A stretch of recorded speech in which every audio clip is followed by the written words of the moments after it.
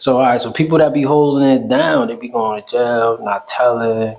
You know what I'm saying? But it be rough. It be like gang ties in there, shit like that. So how you felt like, you know, you being in the street, seeing the music, and that whole 6ix9ine situation, the whole GS9 situation, like who you felt? Free D-Boy Low. Free my guy D-Boy Low. Free him. Free Dev Don't Miss. Free my guys. Who you felt really did a better like situation? Like, talk about it. Like how you felt? Cause you seen both of them play out. You seen the Crips play out. Yeah. You seen the Bloods play out. How you feel about that?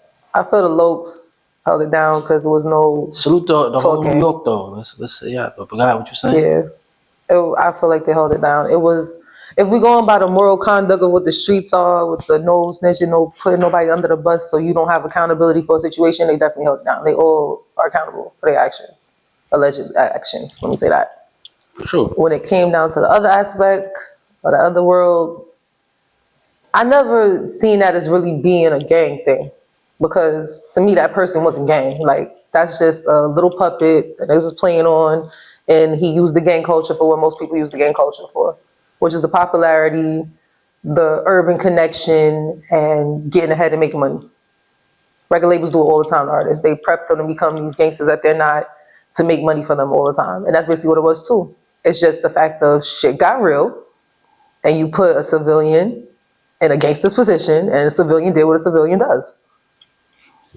You can't expect somebody to be something that they're not. After that, I think like Pop came right after that, right? Like a little bit after that, Pop came. Yeah. How you feel like that? Like, oh, we just came back, held it down. Like, I feel like every few years you got the gang battles of the rappers. Like, it happens like that. Like, this year it'll be the Bloods have a buzz and the Crips have a buzz this year, and then somebody else have a buzz this next year, and then it comes right back around. Like every 4 years, I want to say. My son Cass had it for a little minute. Yeah, Cass definitely had it. Shout out to Cass. Shout out to Nate. Shout out to 2 Times family. You know what I mean? So yeah, so when Pop came back up, how you felt like? Oh man, first off, I want to clear this up. A lot of people think I didn't meet him as an artist. I known that boy since he was a kid. Like, he was a kid. Unlike some people, I'm a kid. I'm a church kid. I did grow up in church. Had my ties in the street, everything like that. But I met him in church. To the church kid. Yeah, because our church was different. Like, they call us church unusual. St. Paul, shout out to us. Like, they used to tell us if you had a problem with somebody in the youth ministry, whatever it may be, put them in a room. That was the bad kid? Take everybody out. No.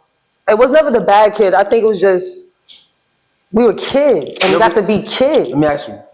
You ever stole out the offering? No. Okay. It's a place of hell for people that do that. I'm just saying, did you know people that did that?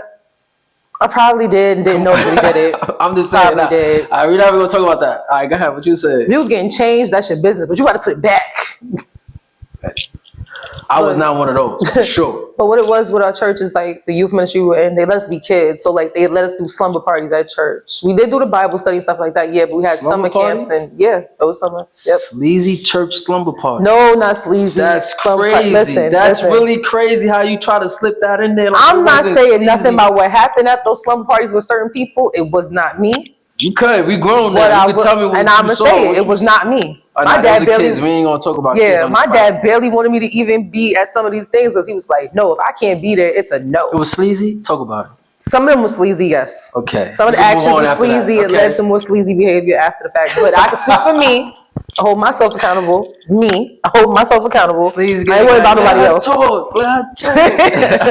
I'm not worried about nobody else. Like me, I didn't do that. Got it. But more so, what it was like.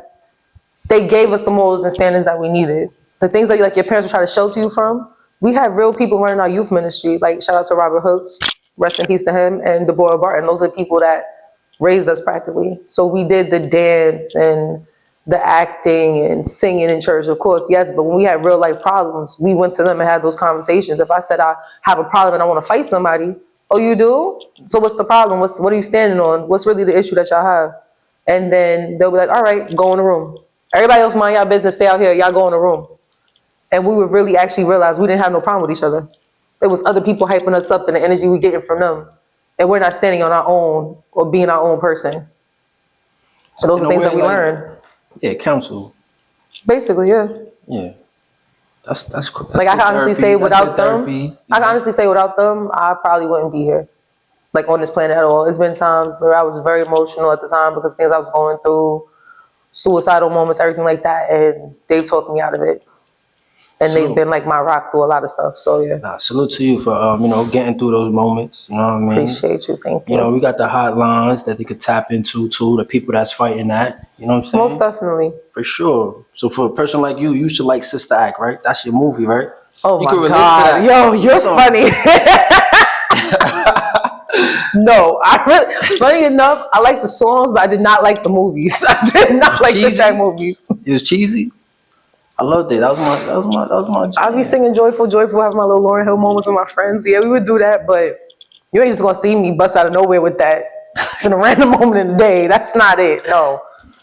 But I did sing on choir. I did do acting. I did do dance. So I did all the creative outlets that there were.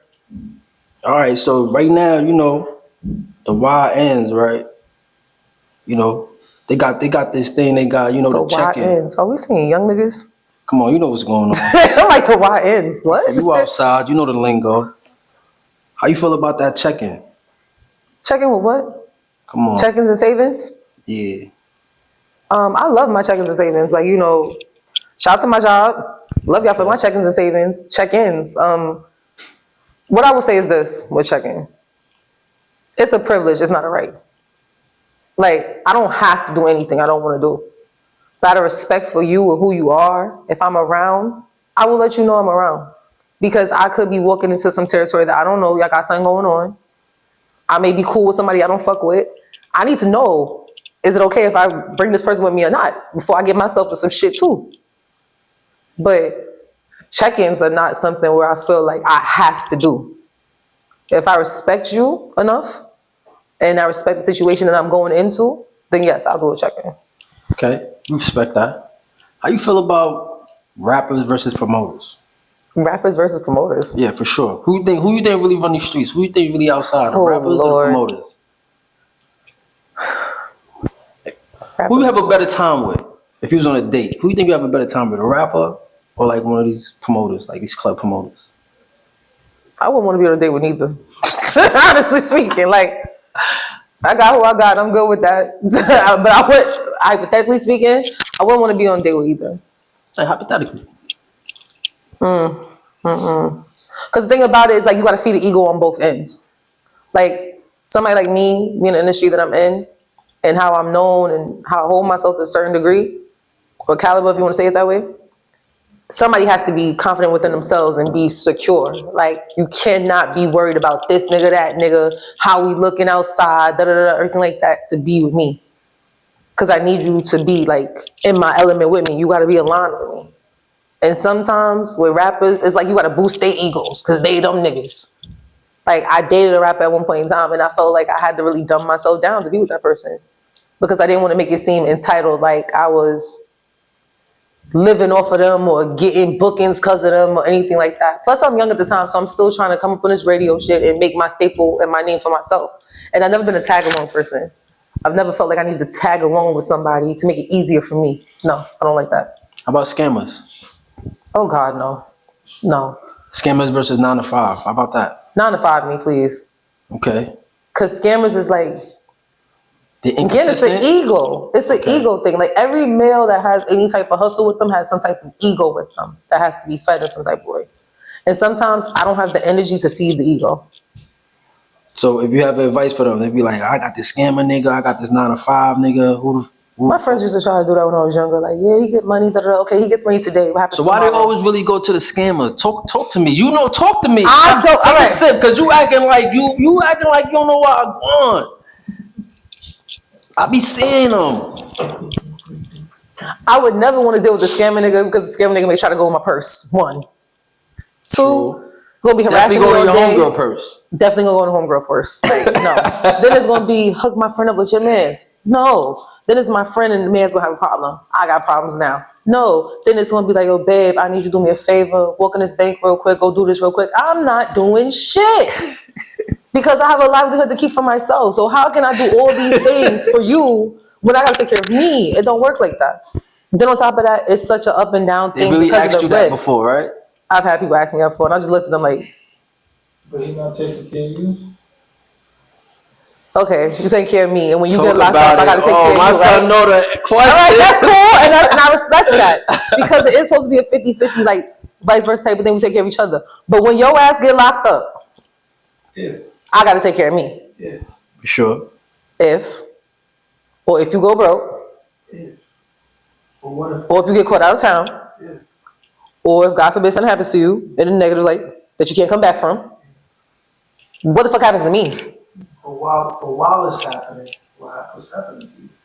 While it's happening, I better not be around it. The least I know, the better. I don't want to know nothing. No, but I'm saying you benefit from it while it's happening. Honestly, I'm not gonna hold you. When people say that scammers spend the most money, I don't think that they spend it on people. I think they spend it on themselves. Like I really do. Like I don't know what that is. Like So let me ask you, not to cut you off. go ahead. SleazeGanG like when you talk. They like when the guests talk. You know what I mean? They be cursing me out. So let me relax. But I gotta ask the questions though. Look, what's the most you ever made in one night since you know they send you on runs allegedly? What's the most you ever made? On what? With one of your scammer boyfriends. I don't have scammer boyfriends. I've never had scammer boyfriends. You never dated one. Did I date one? You just told me. No, I said the possibility of things that could happen. I didn't say I did it. No, I didn't say I did it. No, don't do that. Don't put nothing on me. I probably spoke to scamming niggas, but I never really actually dated. Because dating takes so much time for me. Like, I'm actually in your presence. I'm giving you my time. I'm giving you effort. When I date people, I'm really only dating one person. I'm not dating 1,000,001 people going here, doing that. So it's like I'm really in tune with you. Okay. I wouldn't say I've dated no scammers. Understood. How about the YNs? Do you respect what they got going on, or they out of control?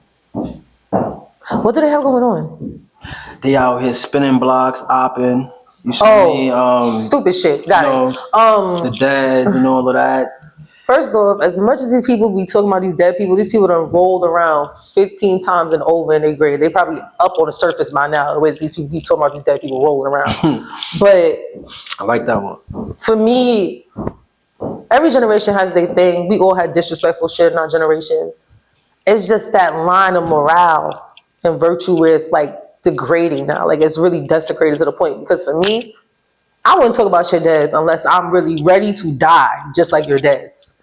Because I know it's a serious situation for you. These kids be saying shit like suck my dick like it's a joke. Like I work with kids now in my 9-to-5 job. These kids really be saying suck my dick, fuck out of here, nigga, that are you gay, that. These are things I've known people to get shot for. And y'all laughing at y'all friends the next day. I don't understand how that works. I ain't gonna front. In high school, I used to hit people with the DX. Oh yeah, degeneration. Yeah, I got suspended high school. Oh nah, damn, I'm telling my age now if I say this. I got suspended in 4th grade behind that. X-Pac was like one of my favorite wrestlers, no lie.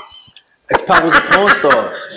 No, X-Pac's from... He was a porn star. He got... All right, I don't know about that. I'm telling you, we got... I remember... Him and China got the tape out. You never saw They that? did date. They did date. No, I never saw that. Again, I was like in 4th grade when this shit came out. The fuck? I'm just saying. Yeah, your ass saw it, Sleazy. Your ass saw it. You know what we on. Nah, I never saw it. I did get suspended though. I told boy, suck it. And I drew like the whole t-shirt on the paper and they actually, this is such a bad story. My dad was they told me go get my dad to sign it and I forged his signature. One of the top worst ass whoopings I ever got from my dad. Okay. Bad signature signing. Salutes for the pop. Give him some discipline. Definitely did, and I didn't do that. I wouldn't forge that shit again. Mm-hmm.